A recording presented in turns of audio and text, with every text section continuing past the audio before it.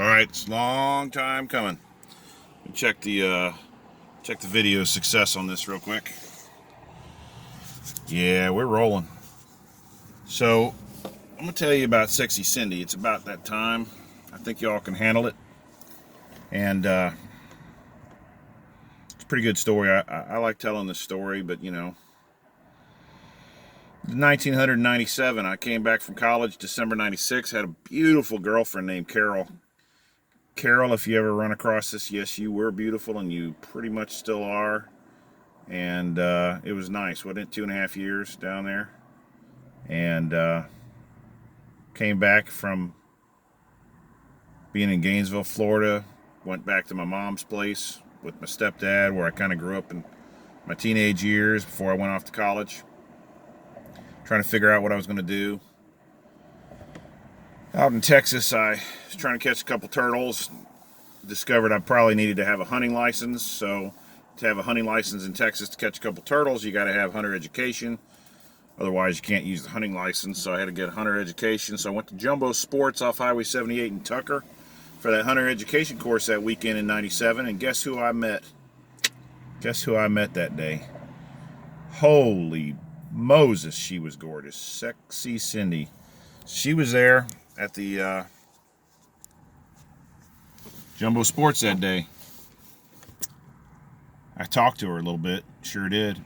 Talked to her about, man, I go canoeing. I've canoed pretty much all over. There's a lot of pretty rivers out there, and she, oh yeah, I might like to go canoeing. Yeah, I could arrange that. We can go canoeing somewhere.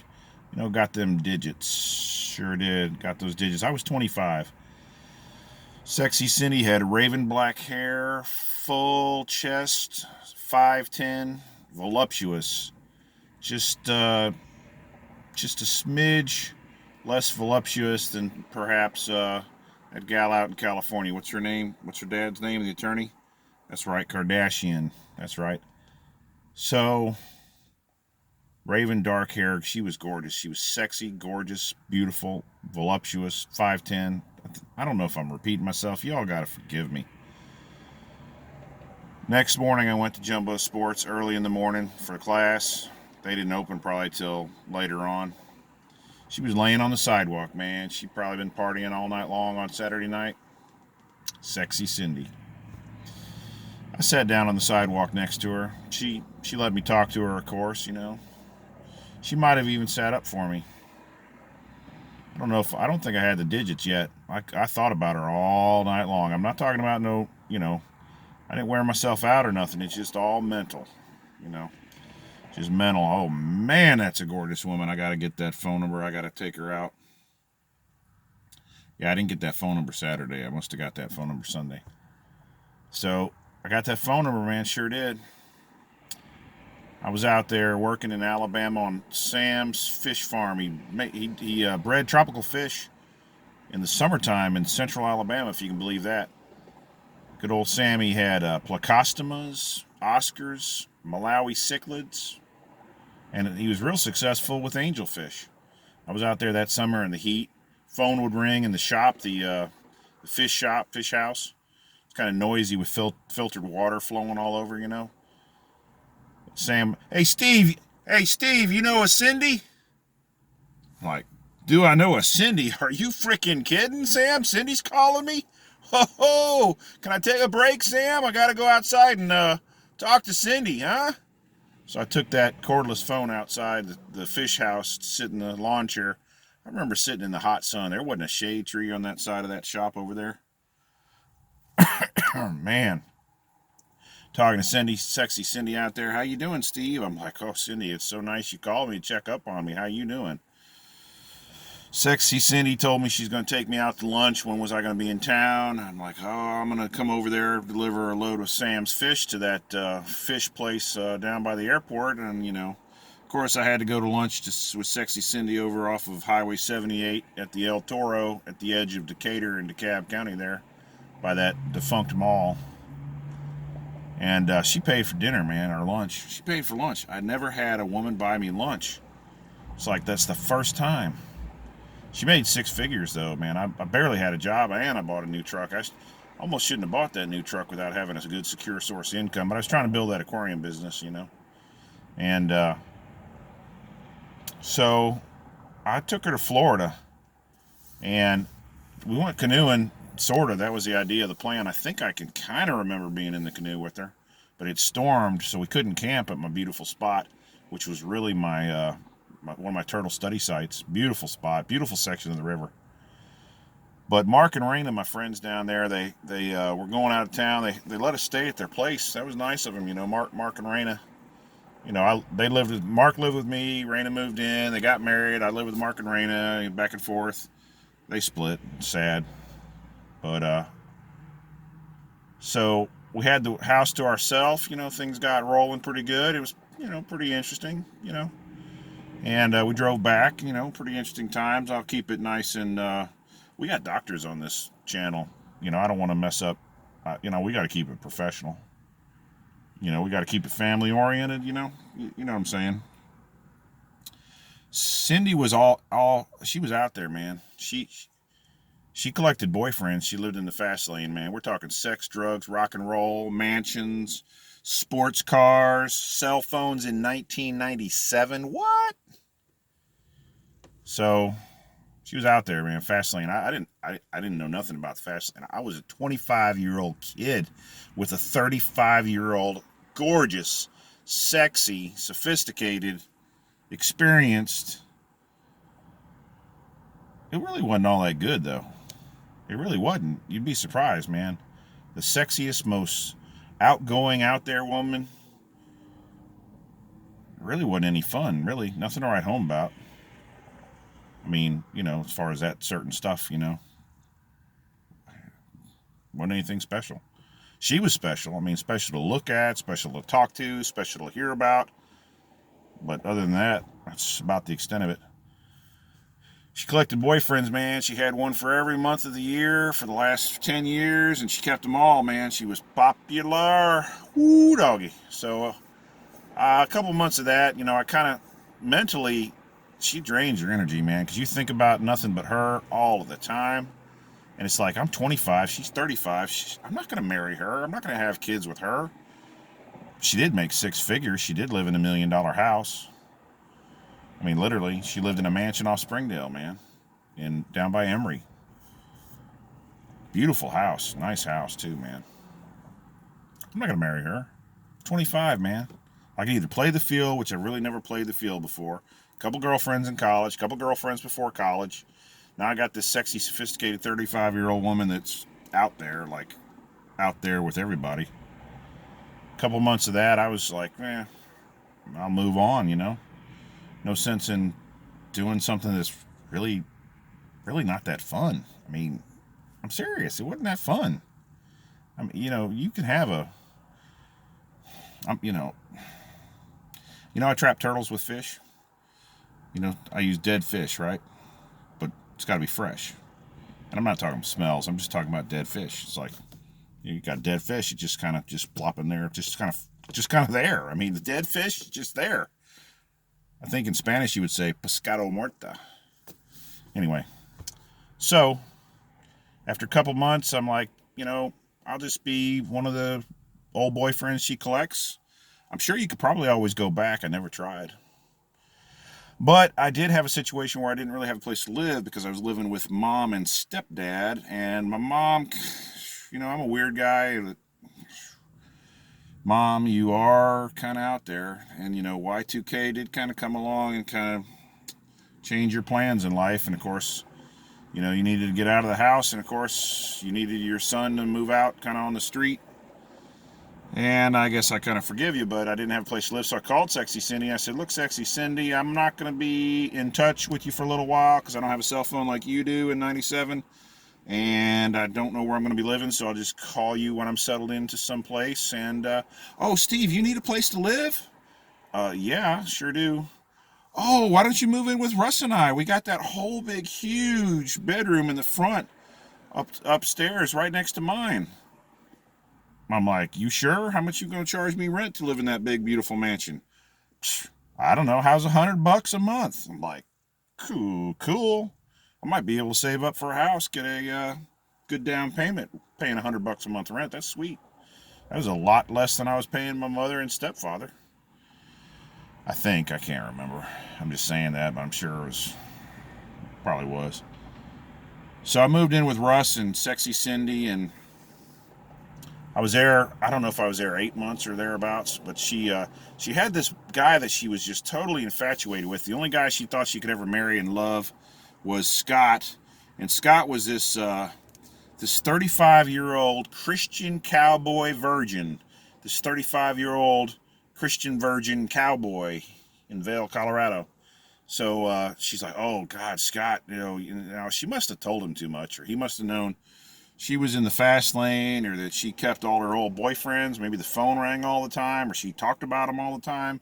I don't know. But Scott, she never spent the night with Scott, but she wanted to marry him, but he wasn't going to marry her.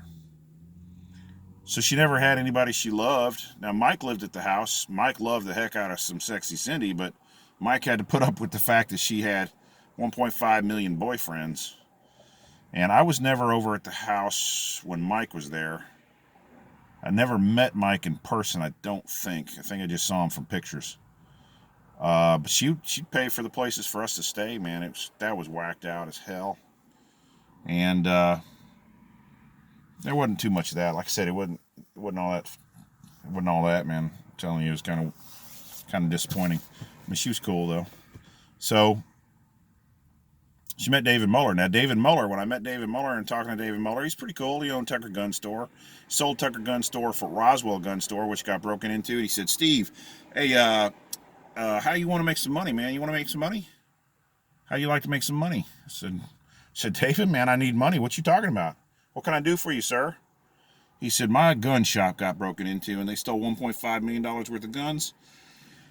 And I need you to guard my gun shop for 4 nights. And they came in through the roof and busted in through the roof. I'm putting laser beams in there. I need you to guard the gun shop. I'm like, guard the gun shop? I'm like, I guess so, man. $100 a night? 97? $100 a night? I needed the money. 4 nights. Took my 12 gauge and 2 pistols and a few extra magazines. And I was ready for rocking and roll. But I didn't sleep very good at all on the floor of my camping mats. I made $400, but they damn near broke up, and I damn near didn't get my $400. But I got it. So she was going to marry some David. But you know what? David also told me this story. He went down into Mexico. He said, Steve, when I was your age, how I made some money one time? I said, how's that, David? He said, I went down into Mexico. And I'm thinking, Tijuana? How do you make money in Tijuana, How do you make money in Mexico? He's like, I took 20 mules down to Mexico with me. I said, really? Took 20 mules across the border? He's like, yep, sure did. Brought back a couple tons of marijuana. Boy, man, I made some money on that trip to Mexico. I'm like, I bet you did. I didn't know anything about marijuana, man. I never even tried it at that time. I barely even seen it. I don't know. I did have a roommate that smoked it all the time. Left the bong out all the time. I put the bong in the oven one time, but I didn't turn the oven on. But I told them if they keep leaving the bong on the coffee table, that's where it's going to be. It's going to melt because it was plastic. It wasn't glass. But anyway, so David Muller made all that money. And here, Sexy Cindy's about to marry David Muller. And I got to move out, man. I got to move out, get on with my life. I had some down payment for the house. I bought my house in 99. I moved out. I was gone. Never looked back. Probably fall of 98 when I moved out. I don't know. Maybe spring of 99. I don't know. Years went by. I'm looking through a girly magazine, and on the pages, something like that, Jay Giles Band. I'm just kidding. Years went by for real, though. It's like 2010. And I go to Tucker Gun Store because the car that I was driving was a work car, and the windows were fogged up, and the flipping defrost wasn't working, and I just figured it'd be better to pull over in the rain and the fogged up windows anyway, and I don't know, walk next door to the sandwich shop and get some napkins and clean the fog off the windows or whatever. And I went into Tucker Gun Store, which David Muller formerly owned from years went by. I said to the folks in there, I said, y'all ever hear anything from David Muller? And they said, David Muller? Hey, he's asking about David Muller. I'm like, yeah, you know who I'm talking about. I used to own this place, right? Yeah, David Muller's in prison. I'm like, what?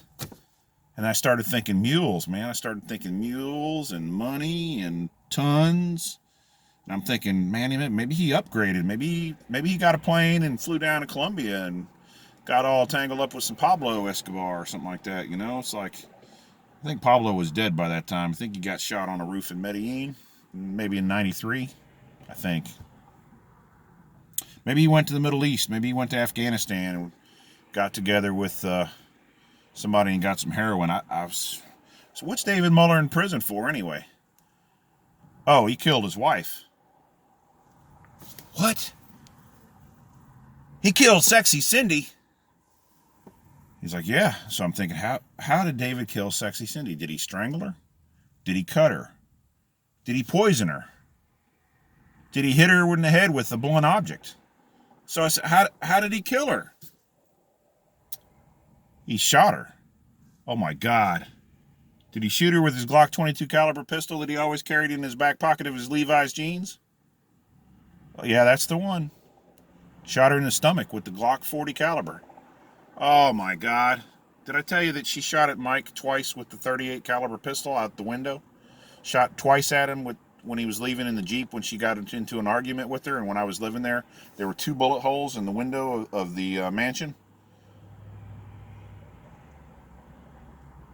She shot at David 2 shots with the 38 caliber Smith & Wesson. And there was no dispute about that. But David went to prison for life. For life. David went to prison for life. I got into that court case. David Mueller's attorney did not even present a case, didn't have a single witness. I could have been a witness. All he had to do was find me. I would have gladly testified. Number 1, he always had the Glock pistol in his pocket. Number 2, she shot at Mike through the bedroom window because she told me. Now that would be hearsay, but she'd be dead, but I saw the bullet holes and they were 38 caliber.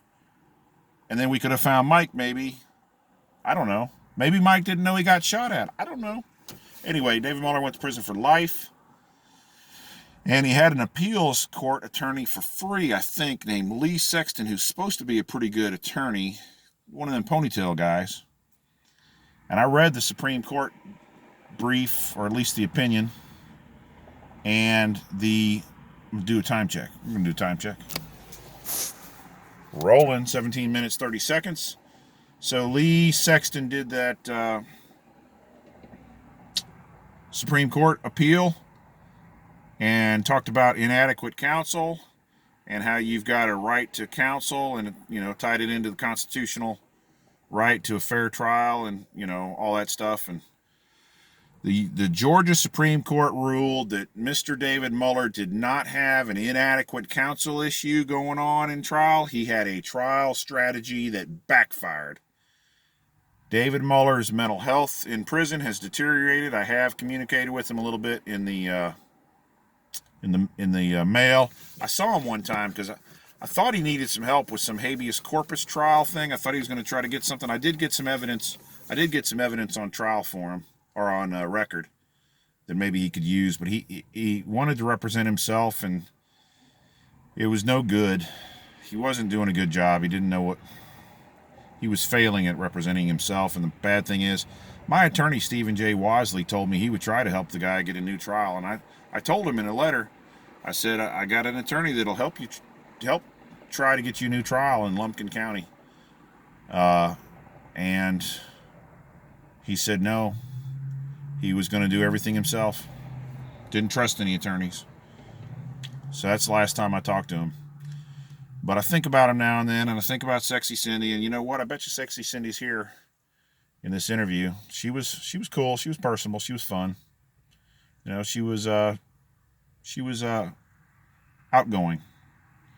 Outgoing. She sure was. She was strikingly beautiful. Definitely was.